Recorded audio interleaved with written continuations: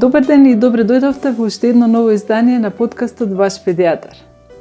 Бебињата кои се раѓаат порано, пред очекуваниот термин, кои имаат здравствени проблеми или поминале низ тешко раѓање, одат на оделот за неонатална интензивна нега во болницата, популарно наречен НИКУ, што е кратенка за единица за интензивна нега за новороденчиња, каде што се под деноноќен надзор и нега од тим на стручњаци. Колку долго ќе останат таму, зависи од нивната здравствена состојба. Не постои така наречена нормална должина на престој на новороденчето во НИКУ. Некои бебиња ќе останат само неколку часови или денови, додека пак други ќе останат со недели или месеци. Никој не е подготвен на предвремено породување.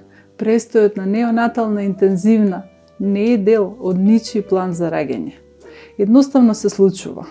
А кога ќе се случи, најбитна е негата и тимот на лекари кои ќе се погрижат вашата приказна да има среќен крај. Би сакала да му посакам добре дојде на примариус доктор Душко Фидановски, доктор на медицински науки, специјалист педијатар неонатолог, најповикан да даде одговори на сите прашања поврзани со предвремено родените деца. Добро вечер, докторе. Добро вечер. Предвремено родено бебе значи и предвремено прекинување на физиолошкиот раст и развој на сите органски системи и нивна функционална незрелост. Кои се најголемите предизвици со кои се соочуваат прематурчињата по нивното раѓање? Да, се работи за незрел севкупно организам, каде што сите органи се незрели, прекинато е, како што рековте, развојот во еден момент, порано или подоцна, зависи од тоа колку тоа е порано, толку поголем ќе биде проблемот. Најголемиот проблем, најчестиот проблем всушност кај нив е незрелоста на белите дробови. Така да оние практично проблеми кои што на почетокот се појавуваат се поврзани со незрелоста на белодробието. Многу е битно колку ќе биде зрелоста на белиот дроб, тоа што се случувало и што е направено и пред породувањето. Всушност, за да проблемот не биде толку голем, е многу важно да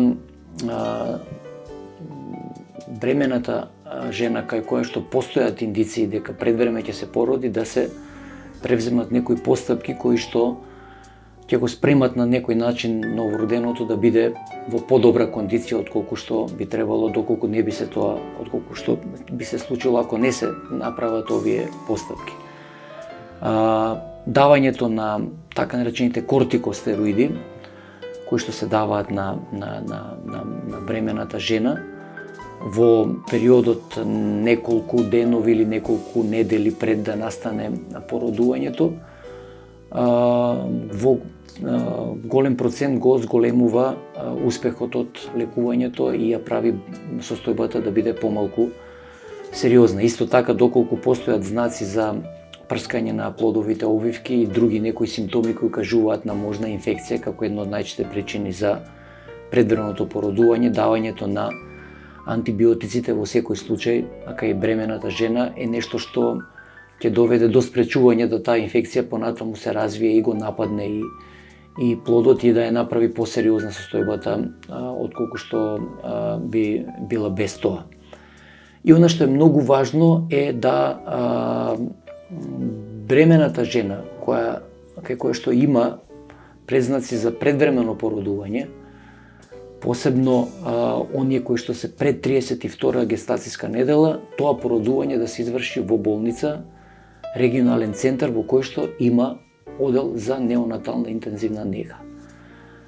Значи, тоа е еден од многу важните фактори и тоа треба да се знае за да се зголеми успехот од лекувањето. Бидејќи откако ќе се роди бебето, тоа може да се пренесе ако во таа установа каде што се родило нема единица за интензивна нега во друга, постојат начини за медицински транспорт, меѓутоа било кој транспорт кој што ќе биде извршен во идеални услови, сепак е помалку безбедно отколку тоа да биде инутеро, велиме ние транспорт, значи мајката и бебето да бидат пренесени во установа каде што ќе се породи, меѓутоа каде што веднаш во близина постои обучен персонал и соодветен одел за интензивна нега и терапија кој што ќе прифати и ќе ги лекува тие деца. Значи лекувањето Зависи колку ќе биде долго, зависи од сериозноста на состојбата, зависи колку пред време е родено бебето. Значи може да изнесува неколку недели, а може да биде и неколку месеци. Значи сме имали и случаи по 3-4 месеци кои што престојуваат во болница. Ангажиран е огромен број на луѓе од различни специјалности, значи мултидисциплинарен е пристапот, тоа се педиатри, неонатолози, меѓутоа и субспецијалисти, кардиолози, пулмолози, детски хирурзи, анестезиолози. Тука се посебно обучен сестрински персонал кој што така работи со овие пациенти, така да се работи навистина за еден голем тим на доктори кои дено-ноќно работат со овие деца и на тој начин всушност го овозможуваат, нели, да биде што поуспешно се заврши лекувањето и да биде со што помал број на компликации. Потешкотиите во дишењето, респираторниот дистрес или респираторен дистрес синдром, доколку има недостаток на сурфактант, е првата работа со која што се соочува секое прематурно бебе. Респираторен дистрес синдром исто така е и најчестата причина за смрт или појава на тешки компликации кај прематурните новороденчиња. Кога бебето се поставува на механичка вентилација, а кога на поддршка со кислород? Да, значи, овие пренатално дадени кортикостероиди во комбинација со механичката вентилација и давањето на сурфактантот се трите фактори пресудни кои што овозможуваат да лечењето биде успешно. Значи, најголемите чекори што се направени во неонаталната интензивна нега се поврзани токму со откривањето на механичката вентилација како режим кој што може се работи за асистирана вентилација со помош на апарат која што ја превзема функцијата на белите дробови додека тие не се опорават, а сурфактантот е тоа што недостасува и што ја прави незрелоста на белите дробови за да може белите дробови да функционираат, недостасува кај тие деца и тој се дава преку цевка која што влегува во белите дробови на новороденото. Сурфактантот е материја, биолошка материја која што е добиена од животински продукти, кој што исто го има тој сурфактант кај нив. Тоа е специјална процедура која што се прави и која што се аплицира во белите дробови во првите часови практично од животот на бебето, најдосна до вториот ден, значи подоцна веќе нема сврха, за да му овозможи, значи, да белиот дроб профункционира, бидејќи проблемот со белите дробови, нерешен проблем со белите дробови со дишењето, произведува други проблеми, поврзани со засегање на срцевата работа, дигестивниот тракт, мозокот и сите други органи страдаат доколку не профункционира како што требаат белите дробови. Така да сурфактантот во комбинација со механичката вентилација беше нешто што направи пресврт во лекувањето на овие новородени. Тоа беше било на почетокот, нели, кога е почната современиот третман на респираторниот дистрес синдром кај недоносените, значи тоа се некаде 60 години од минатиот век. Значи многу одамна веќе е почната неонаталната интензивна нега и терапија во светот.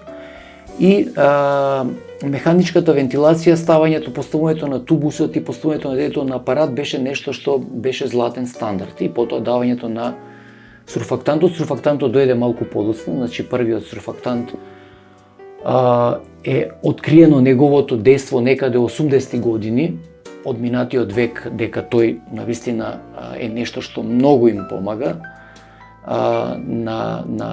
во преживувањето и во лекувањето на респираторниот дистрес синдром. 92 година, например, е одобрен првиот сурфактант синтетски во Соединетите американски држави. Кај нас, например, 95 година, 96 се почетоците на лекувањето на децата со сурфактант. нашиот тим практично тоа прв пат го направи во нашата земја, значи колегата доктор Христовски, Сајковски, морам да ги спомнам, професор Милев, кој ни беше наш раководител.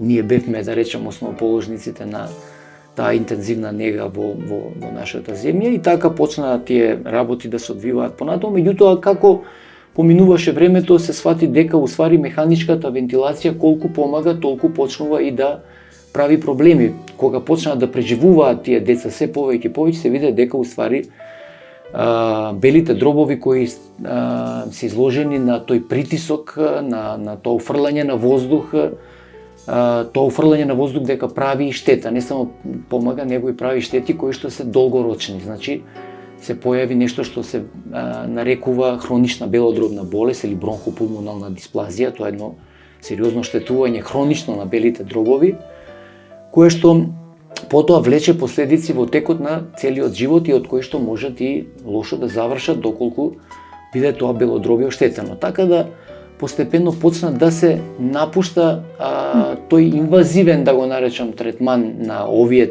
незрели новородени и се најдоа начини на механичка вентилација кои се неинвазивни. Значи, аплицирање на воздух, на кислород во белите дробови, меѓутоа не со притисок, туку не составање на тубус во белите дробови, не веднаш позитивен притисок, туку поставување нешто што се вика неинвазивна вентилација или така наречен режим на нежно вентилирање на белите дробови и исто така внимателно давање на кислородот. Кислородот се види дека колку помага може да одмогне, така да високи проценти на кислород доведуваат до штетување не само на белите дробови, туку и многу штетен ефект на очите.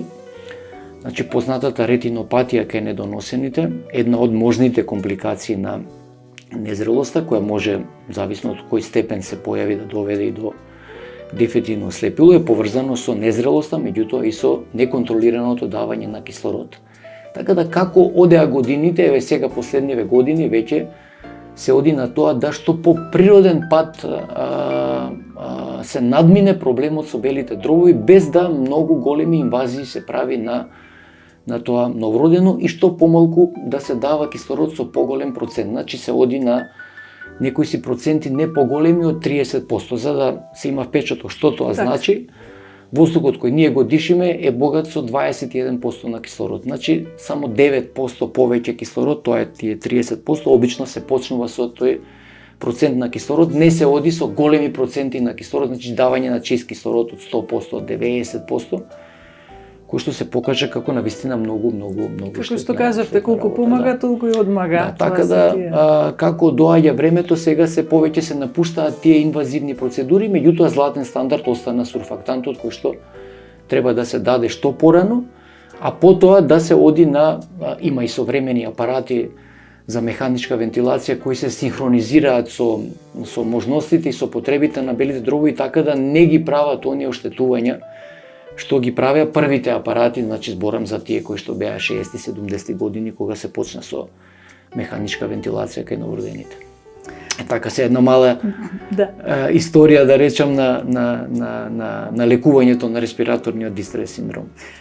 Крепко, ранливо, мало кршливо, како всушност изгледа едно предвремено родено бебе, кој покрај кревкиот изглед истовремено е и најголемиот борец, од самото раѓање се бори за својот живот. Дали прематурчињата се посилни и поиздржливи отколку што изгледаат? Така, дефинитивно е тоа така. Тоа ние сме сведоци секојдневно, навистина тоа што тие го поминуваат и тоа што им се случува во тој период на третман, мислам дека во никој случај не би можел да го издржи возрасен човек или поголемо дете. Навистина тие се големи борци и покрај тоа што нивните органи се многу незрели, меѓутоа сепак постои некаква еластичност, некаква отпорност кај нив која што со наша помош и големо влијание на, повторно ќе ги спомнам, родителите, значи нивното присуство и позитивната енергија што ја даваат и на бебето, меѓутоа и на нас, за да може да заеднички како еден една симбиоза, еден тим заеднички да го надминеме проблемот кој што е навистина многу сериозен. Да речеме, ќе дадам еден податок дека некаде околу 15 милиони недоносени се раѓаат годишно во светот, од кои некаде околу, за жал, 1 милион починуваат. Значи, тоа се бројки кои што се многу сериозни. Прематурноста е се уште една од водечките причини за смртност кај децата под 5 годишна возраст. 70% од причините за смрт кај новородените отпаѓаат на недоносеност и на овој респираторен дистрес синдром. Значи, се работи за навистина многу сериозна работа која што бара, значи, едно многу големо внимание, еден голем мултидисциплинарен тимска работа, што се вели. Да. Кога е бебето подготвено да замине дома, односно дали се поклопува со очекуваниот термин на раѓање и кои се критериумите кои треба ги исполнува за да биде пуштено од болница? Да, обично се случува тоа пред очекуваниот термин, посебно кај овие што многу пред време се раѓаат, значи зборувам за деца под 30-та гестацијска недела. Постојат критериуми кои што треба да бидат исполнети, кои се поврзани повторно со пред се да ги поминат сите овие проблеми со белите дробови, со развојот на дигестивниот тракт, со воспоставувањето на исхраната, со надминувањето на евентуално појавените инфекции, компликациите како што е, да речеме, веќе споменатата бронхопулмонална дисплазија или хронично белодробна болест, инфекцијата ако се појави, проблеми со срцето може да се појават. Сето тоа, значи, кога ќе се надмини, кога детето ќе влезе во еден стабилен период, значи да не биде зависно од кислород, да нема потреба од 24-часовен мониторинг, да има нормална телесна температура, а да не биде во инкубатор, значи да не му треба нешто посебно задржување на температурата, да има соодветен внес на храна, да речеме, од прилика да има, ние велиме некаде околу 30 до 50 милитри на килограм телесна тежина внес на млеко, на мајчино млеко или ако нема мајчино млеко на формула, значи да се воспостави таа нутриција, да има тежина од барем 1800 до 1900 грама и сето тоа кога ќе биде сето ова задоволено и кога родителите ќе бидат спремни, многу е тоа битно. Значи, тие се постојано со нив, меѓутоа последните денови, а некогаш се случува и недели, да бидат во многу интензивен, близок контакт со децата. Ние возможуваме дури и рехоспитализација на мајките, да повторно ги примаме во болница, да бидат заедно со бебињата, за да можат да поминат период на тренинг, на обука поврзан пред се со исхраната, бидејќи овие деца се уште не се силни, не се спремни да ја примат целата количина млеко која што е потребна, се уште нема координација меѓу рефлексот за цицање и голтање, можно е да се загрцнат, да повратат, да сменат боја на кожа, велиме ние, да помодрат. Сето тоа треба да го видат родителите, да го види мајката, таткото, за да знаат што ги очекува дома и да не ги фаќа паника и да може што полесно да се справат со овие проблеми кои ќе ги има и дома, меѓутоа да знаат дека е тоа нешто очекувано нормално, значи тој тренинг период е многу важен и кога ќе ние осетиме и тие кои ќе се осетат спремни дека можат безбедно да ја напуштат болницата, тогаш дефинитивно, значи има многу фактори за да се исполнат, за да речеме сега можете да одите и ние да бидеме мирни и вие да бидете безбедни. Каква е динамиката на прегледи по напуштање на болницата? Со какви упатства ги испраќате родителите? Да, ние сме во постојан контакт и медицинските сестри, ние докторите со нашите пациенти и телефонски, и сега можностите се многу големи, нели, за онлайн, да речам, контактирање, комуникација не само во живо, така да тоа е многу битно да се нагласи дека постои таа комуникација интензивна првите денови, посебно по исписот од болница, а потоа доаѓаат следат навистина редовни контроли, обично на неколку дена во првиот месец. Значи контролите ги спроведуваме и контроли за чисто вака за консултација, за преглед, меѓутоа и правење на тестови неопходно потребни кои што се кај тие деца, како што се лабораториски тестови, ехографски испитувања. Веќе ги спомнав проблемот со очите, треба да се следи развојот на очното дно, да се открие развој на евентуално на таа ретинопатија која што е состојба која може да се превенира, да се спречи за да не дојде до слепило, така да интензитетот на контролите е навистина многу голем и повторно мултидисциплинарен, бидејќи треба да се тука да се вклучат доктори од различни специјалности, не само ординирачкиот доктор, тој кој што му бил одговорен за неговото лекување, меѓутоа и многу други од специјалности зависно од тоа што и какви се потребите на детето. На што треба да внимаваат родителите по доаѓањето дома со новороденчето? Потребна ли е посебна нега за бебето? Што е најбитно во тие први денови, недели дома? Па во домашни услови тоа што веќе го гледале, тоа што се случувало во болницата. Значи исхраната е многу важна, затоплувањето на бебето и многу љубов од нивна страна што веќе имале гушкање.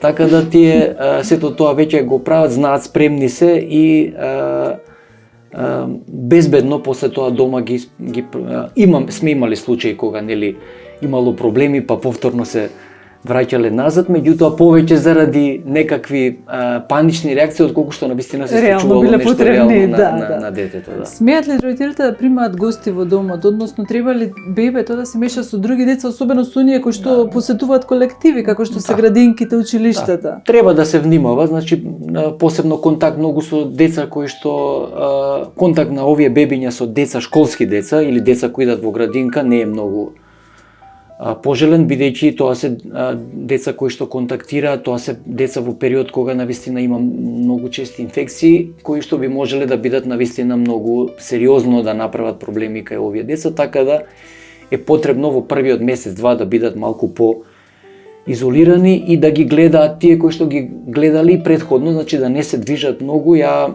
постојано им кажувам дека ако излезете некаде да се прошетате, немојте да одите во шопинг центар, него излезете надвор, прошетете се, ако веќе треба да излезете надвор. Ако ви доаѓаат гости, да, нека ви дојдат, меѓутоа нека не влегуваат во собата каде што престојува бебето. Така да тоа се отприлика некој насоките, да речем насоки кои што ги Кога зборуваме за предвреме родени деца, мислиме на Алберт Ајнштајн, на Исак Њутон, мислиме на Чарлс Дарвин, на Пабло Пикасо. Сето ова говори во прилог на капацитетот кој што го имаат овие дечиња, кои никако не смеат да се потценат поради нивното предвремено доаѓање на овој свет. Многу успешни личности се родени токму како прематурчиња, што е доказ дека и тоа како ги стигаат врсниците, па дури и ги надминуваат. Што би им порачале на родителите на предвреме родените деца? Значи, примерите се многу бројни, навистина. Тоа се гениални ликови од историјата, кои што, нели, уште во тоа време, кога немало ништо од сето ова за кое што дискутираме, па станале врвни научници, уметници и така натаму, така да уште еден доказ дека прематурноста не значи дека и крај на светот е. Дека се работи за дете кое ќе биде како и сите други, можеби ќе има потреба од некаков специјален третман или грижа во првите неколку години, меѓутоа дека потоа навистина квалитетот на животот е исти како и сите други, дури и ги надминуваат и другите луѓе од нивната околина кои што се родиле на време, така да тоа што ние го кажуваме секогаш кога ќе се појави предвреме родено дете, дека не чека заеднички пат на долга борба, треба заеднички да се бориме, да направиме се што треба да направиме на детето, за да му помогнеме, бидејќи се работи за дете кое што има на некој начин прекинат раст и развој, кој ние треба да му го потоа симулираме, за да ги достигне тие вредности кои што треба да ги достигне, меѓутоа дека ќе има тешки моменти, ќе има и убави моменти, дека никогаш црните денови не се толку црни колку и розевите дека не се толку розеви. Ќе има осцилирање во таа грижа, во таа нега, во тоа што треба да се направи, меѓутоа дека секогаш се надеваме на позитивен исход и дека треба се да се направи, да се вложи максимум за да се добие едно дете кое што не само ќе преживее, него потоа ќе има еден сосема нормален раст и развој. Доктор Фидановски, ви благодарам многу за вашето гостување. Благодарам на поканата.